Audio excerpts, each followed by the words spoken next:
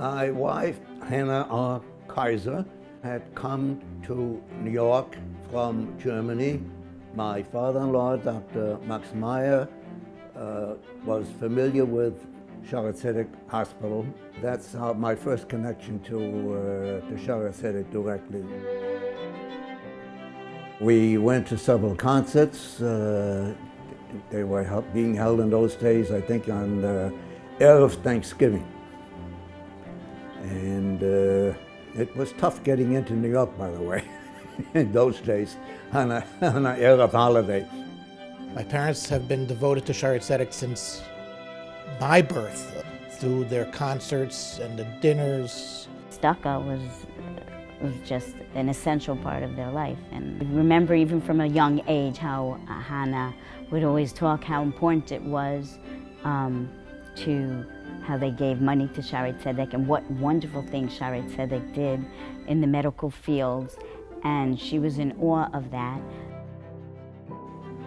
Over the years in Israel that my parents visited, we've always come back to Shaare Zedek to see all its innovations and programs that they've incorporated.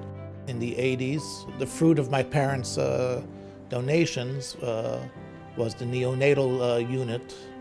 I'm very impressed with the way that Shaare Zedek handles new innovations and provide health care to the general population, especially to all the people that are being injured by the constant violence and the many babies that are being born.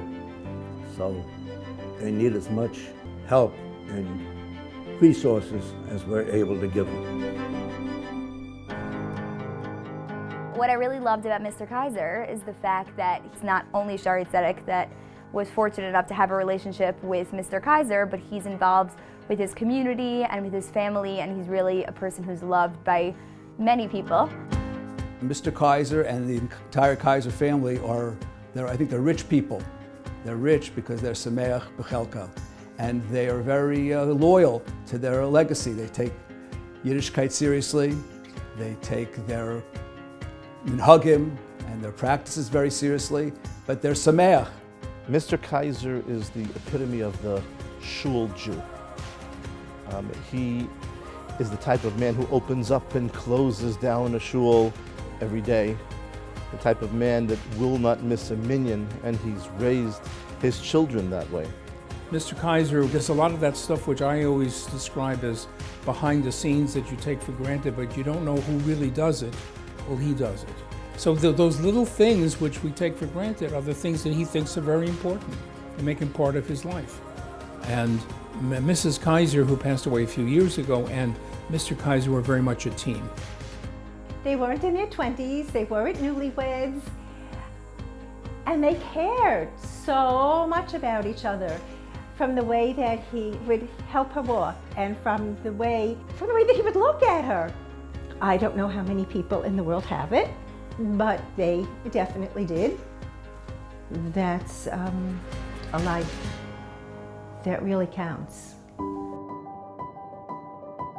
I have to tell you, it was not easy to get Mr. Kaiser to agree to be an honoree. I reminded him, Mr. Kaiser, in 2016 you gave 5 contributions to Shaare Zedek. In 2017, 3 contributions. Already this year you've given 3 contributions. It's absolutely time to recognize and to thank you for what you've done over so many, many years.